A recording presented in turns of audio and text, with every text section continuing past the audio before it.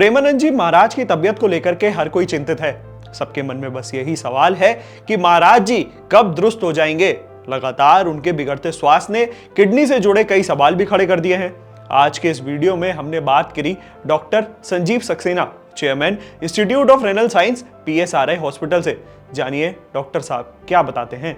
अक्सर लोग ये जानने की कोशिश करते हैं कि अगर दोनों किडनीज फेल हो जाएं तो क्या ये लाइफ ख़त्म हो गई या दोनों किडनी फेल होने के बाद भी लाइफ है।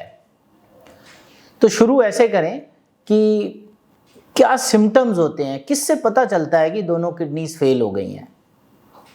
अर्ली किडनी डिजीज़ में अक्सर कोई सिम्टम नहीं होता है, एक्सेप्ट कई लोगों को पैरों में हल्की सूजन आती है जिसको वो नज़रअंदाज कर देते हैं, या उनको रात में कई बार यूरिन के लिए उठना पड़ता है, या जनरल कमज़ोरी रहती है जिसको उनको लगता है कि ये तो थकान हो गई है। बट अगर आपको अपने नॉर्मल काम करने में दिक्कत आने लग रही है तो कोई ना कोई बॉडी का सिस्टम आपका ज़रूर ख़राब हो रहा है, और किडनीज इसमें मेन मानी जाती हैं। तो अर्ली सिम्टम्स बहुत कम होते हैं। जैसे जैसे दोनों किडनीज बिल्कुल फेल हो जाती हैं, जिसको हम कहते हैं एंड स्टेज किडनी डिजीज़, यानी कि दोनों किडनीज 10% से कम काम कर रही हैं, तब अक्सर सिम्टम्स ज़्यादा आते हैं और रोगियों की भूख खत्म हो जाती है, उनको उल्टी जैसा लगने लगता है, कई लोगों की यूरिन की मात्रा बहुत ही कम हो जाती है, पैर सूजने लगते हैं बहुत ज़्यादा, और जनरल कमज़ोरी और उनसे नींद भी उनकी उड़ जाती है। ये जब होने लगता है और तब अक्सर ऐसे पेशेंट पकड़े जाते हैं क्योंकि अब उनकी तकलीफ़ें बहुत ज़्यादा हो गई हैं। तब अगर वो टेस्ट कराते हैं तो उनका यूरिया, क्रिएटिनिन इतना हाई निकलता है कि उनको लगता है अब ज़िंदगी ख़त्म। और जब डॉक्टर उनको बोलता है आपकी दोनों किडनी पूरी फेल हो गई हैं तो वो और डर जाते हैं। मगर डरने की बात ऐसी है नहीं। ऐसे पेशेंट्स के लिए दो विकल्प मौजूद हैं, एक डायलिसिस और दूसरा किडनी ट्रांसप्लांट। डायलिसिस भी दो तरह की होती हैं, एक ब्लड वाली जिसको कहते हैं हीमोडायलिसिस, जो हॉस्पिटल में होती है, जिसके लिए 2 या 3 बार आपको हफ्ते में हॉस्पिटल जाना पड़ता है, और दूसरी पेरिटोनियल डायलिसिस जो घर पे होती है, जो मशीन से भी हो सकती है और आप अपने आप भी कर सकते हैं। तो डायलिसिस जो है ये किडनी में से, शरीर के खून में से जो किडनी का काम है उसको करती है, और जितने वेस्ट प्रोडक्ट्स हैं जैसे यूरिया, क्रिएटिनिन, एसिड, ये निकाल देती है और अच्छी चीज़ें पूरी कर देती है, जिसमें सोडियम की मात्रा, पोटेशियम की मात्रा, बाइकार्बोनेट या एसिड की मात्रा बराबर करना, जिससे शरीर के बाकी अंगों पर बुरा असर ना आए किडनी की खराबी का। तो क्योंकि वो किडनी को ठीक नहीं करती है, तो जब अगर आपने आज डायलिसिस कराई तो अगले 2 या 3 दिन में आपका फिर ये यूरिया, क्रिएटिनिन बढ़ जाएगा और फिर आपको डायलिसिस के लिए जाना पड़ेगा। तो ये भी जानने की ज़रूरत है कि अगर आप डायलिसिस पे आ गए तो क्या कितने साल जिएंगे, क्या आप 1 साल जिएंगे, 2 साल जिएंगे। ये निर्भर करेगा कि आपके बाकी अंग कैसे हैं।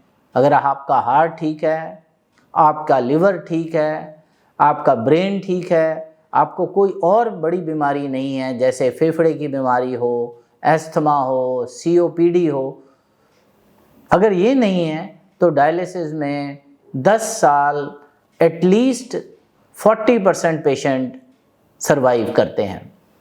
अब इसका मतलब क्या है? इसका मतलब ये, अगर 100 लोग आज डायलिसिस करते हैं उनमें से 40 बिल्कुल ठीक होंगे 10 साल के बाद।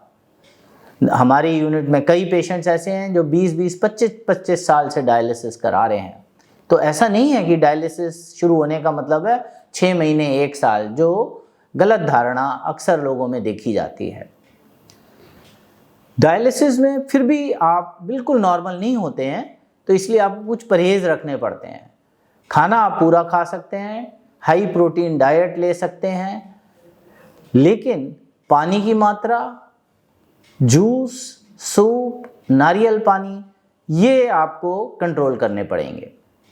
पानी की मात्रा सारी निर्भर करेगी आपकी यूरिन वॉल्यूम कितनी है। अगर आप 100 ग्राम यूरिन दिन भर में करते हैं तो आपको 1 लीटर पानी रोज़ में काम चलाना पड़ेगा। तो पानी का रिस्ट्रिक्शन मेजर है और पोटेशियम रिस्ट्रिक्शन की वजह से ये जूस, सूप और नारियल पानी और नींबू पानी आपको अलाउड नहीं है। फलों में भी रिस्ट्रिक्शन रहता है। आप सेब, पपीता, नाशपाती, अमरूद, ये 4 फल हैं जो खा सकते हैं। बाकी फल आप डायलिसिस से जस्ट पहले खा लीजिए ताकि उनका पोटेशियम निकल जाए। तो डायलिसिस में कुछ प्रिकॉशंस रखने पड़ते हैं आपको। अगर आप ट्रांसप्लांट के लिए फिट हैं तो किडनी ट्रांसप्लांट बेस्ट ट्रीटमेंट है किडनी फेलियर का। और किडनी ट्रांसप्लांट में आपके घर का कोई भी व्यक्ति जो आपसे ब्लड रिलेटेड है वो दे सकता है किडनी। किडनी ट्रांसप्लांट की अपनी समस्याएं हैं, रिजेक्शन होता है, इन्फेक्शंस होते हैं, मगर ये सब ट्रीटेबल होते हैं और ज़्यादातर किडनी ट्रांसप्लांट पेशेंट्स अच्छी और डायलिसिस से बेहतर लाइफ लीड करते हैं। तो किडनी ट्रांसप्लांट का सर्वाइवल 10 साल में 75 और 70% के करीब है, जिसका मतलब अगर 100 लोग आज ट्रांसप्लांट कराते हैं तो 10 साल बाद 70 से 75 बिल्कुल स्वस्थ होंगे। तो किडनी ट्रांसप्लांट हमेशा एक बेहतर विकल्प होता है डायलिसिस के मुकाबले, पर हर जना फिट नहीं होता है किडनी ट्रांसप्लांट के लिए। तो जिन लोगों का हार्ट बहुत कमज़ोर है, जिन लोगों को और तरह की बीमारियां जैसे ब्रेन में स्ट्रोक हो रखा है, ये लोग फिट नहीं होते हैं, या किसी को कैंसर था और कैंसर की वजह से किडनी फेलियर हुआ है, वो भी फिट नहीं होते हैं। तो ऐसे लोगों का ट्रांसप्लांट नहीं हो सकता है, अदरवाइज सारे लोग ट्रांसप्लांट करा सकते हैं। एक और सवाल जो लोग पूछते हैं कि अभी मैं तो स्वस्थ हूँ तो मैं अपनी किडनीज को सेफ कैसे रखूँ। तो उसके लिए मैं कहूँगा एडिक्वेट पानी पीजिए। एडिक्वेट पानी एक आम आदमी के लिए 2.5 से 3 लीटर होता है। अगर आप गर्मी में काम करते हैं तो उस हिसाब से बढ़ा लीजिए पसीने के हिसाब से। बहुत हाई प्रोटीन डाइट मत खाइए, स्पेशली ये जो जिम में सप्लीमेंट्स देते हैं इनका सेवन करना किडनी के लिए बहुत अच्छा नहीं होता है। किसी को कुछ ना हो, बट अक्सर ऐसे यंग लड़के आते हैं जिनकी किडनी में प्रोटीन लीक होना शुरू हो गया होता है इन प्रोटीन पाउडर्स की वजह से। तो एक तो पानी पीजिए, वेजिटेरियन डाइट आपके लिए बेस्ट है।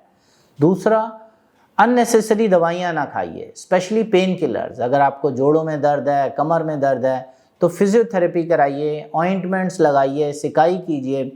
पेन किलर्स बेवजह नहीं खाइए, जब बहुत ज़रूरी हो तभी खाइए, वो भी एक डॉक्टर की कंसल्टेशन के साथ। एंटीबायोटिक्स भी बिना वजह नहीं खानी चाहिए। तो ये सब चीज़ें आपकी किडनी को नुकसान करती हैं।